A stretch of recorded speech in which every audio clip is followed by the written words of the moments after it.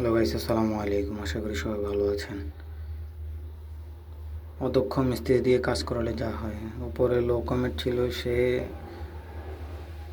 ট্রাপটা না বদলিয়ে কমেন্টটার উপরে একটি হাই কমেন্ট বসিয়ে দেয়। এখন হাই কমেন্ট ফ্লাশ করলে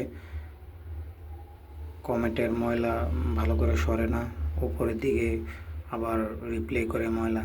আজ সেটা সমাধান করে ট্রাপটা চেঞ্জ করে দিয়ে একটা ফ্যান লাগিয়ে দিলাম।